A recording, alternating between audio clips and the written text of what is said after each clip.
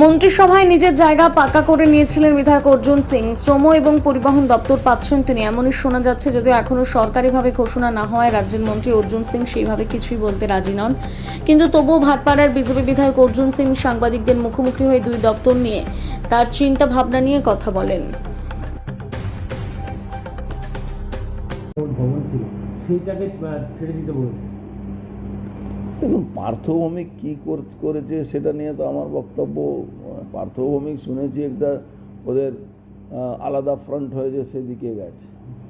তো পার্থভৌমিক কোথায় গেছে সে পার্থভৌমিক বলতে পারবে। কেন তুলেছে সে দিলই কেন আর নিলই কেন, সেটা তো ব্যাপার আছে। দাদা, পার্থভৌমিক একসময় ব্যারাকপুরের গুন্ডারা থামানোর জন্য ব্যস্ত হয়ে পড়েছিলেন, মিলগুলোর দিকে ধ্যান দেননি। কিন্তু আপনি এই যে এখন শ্রম দপ্তর যদি পান, তাহলে কতটা মিলগুলোর সফলতা আসবে বলে মনে হচ্ছে? দেখুন, যারা যেটা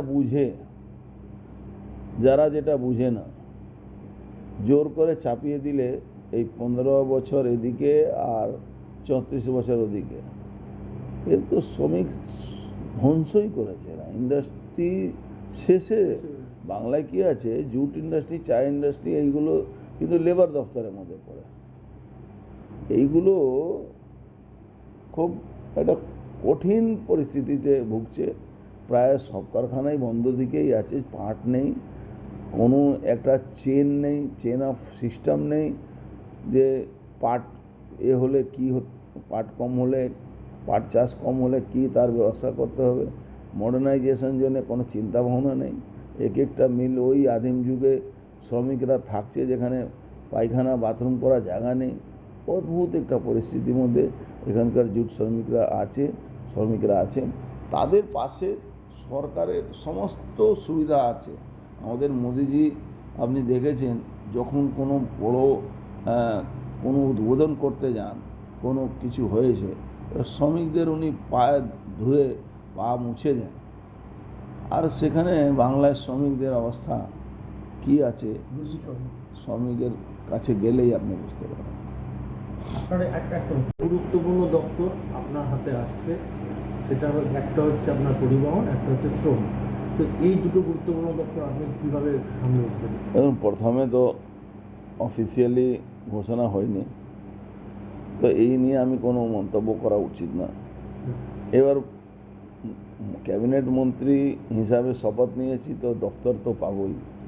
যেই দপ্তরই পাই, যেটাই পাই, সেটা দায়িত্বপূর্ণভাবে আমাকে পালন করতে হবে। যেখানে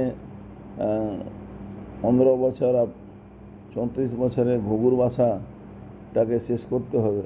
কেন, সরকারি দপ্তরগুলোর মাধ্যমেই তো বাংলায় দুর্নীতি পাহাড় উঠেছিল। তো সেই জায়গাতে আমাকে কঠোরভাবে মুখ্যমন্ত্রীর গাইডলাইন মেনে, মুখ্যমন্ত্রী যা নির্দেশ সবটা মেনে আর সংবিধান মেনে আমাকে যে কাজগুলো করতে হবে। শ্রমিক স্বার্থে দেখুন, শ্রমিক স্বার্থের জন্য তো জীবনটাই দিয়ে দিয়েছি। শ্রমিক স্বার্থের জন্য লড়াই করতে করতে তো এই জায়গা পৌঁছেছে। এবার দায়িত্বটা অফিসিয়ালি ঘোষণা হওয়ার পরে কি দায়িত্ব পাবো, সেটা বড় কথা না। আমার কাছে বড় কথা হলো মুখ্যমন্ত্রী যেটা বিশ্বাস করেছেন আমার উপরে, যে দায়িত্ব দেবেন, সেই দায়িত্বটাই পালন করা যাবে আমাদের। আগের সরকারের আমলে পরিবহন দপ্তর একেবারে ঘুরছে, একেবারে খুব খারাপ অবস্থা আছে, বিভিন্ন রুটে বাস বন্ধ হয়ে গেছে। তো কীভাবে এই পরিষেবা ঘুরে দাঁড়ানো? দেখুন, মাননীয় মুখ্যমন্ত্রী যেটা জিনিসটা চাইছেন, বাংলায় সরকারি ব্যবস্থা, সরকারি বাসের মধ্যে মহিলাদেরকে বিনা পয়সা যাত্রা, এর নানা রকম একটা চ্যালেঞ্জিং জব আছে। অনেক রুট বন্ধ হয়ে গেছে, সরকারি বাস চলছে না। এইটা নিয়ে বিশেষ করে সিনিয়র সিটিজেন মানুষ আমাদেরকে ব্যাপকভাবে এটা নিয়ে বলে। কিন্তু সবটাই ডিপেন্ড করছে ঘোষণা হতে দিন, তারপরে নানা রকম পরিকল্পনা আছে, অ্যাডমিনিস্ট্রেটিভ ব্যবস্থাকে আমার জানা আছে, আমরা করতে পারি, আমাদের অনুভব আছে। আমার মনে হচ্ছে কোনো বেশি অসুবিধা হবে না। পরিবহনে যে মহিলাদের জন্য যে ফ্রি করেছে, সেটা তো অনেক জায়গায় চালু হয়েছে, অনেক জায়গায় চালু করতে পারেনি। না চালু করার তো কোনো ব্যাপার নেই। সরকারি ব্যবস্থার মধ্যে সবটাই চালু একসঙ্গে একটা নির্দেশ করলেই হয়ে যাবে, অসুবিধা তো নেই। জুট মিলগুলোর সঙ্গে একদম লড়াই করে চলেছেন এবং শ্রমমন্ত্রী যদি হন তাহলে তারপরে আপনি কি মূলত ব্যারাকপুর শিল্পাঞ্চলের মিলের দিকে নজর দেবেন? বাংলায় মমতা ব্যানার্জি যা করে রেখে গেছেন, ইন্ডাস্ট্রি মালিক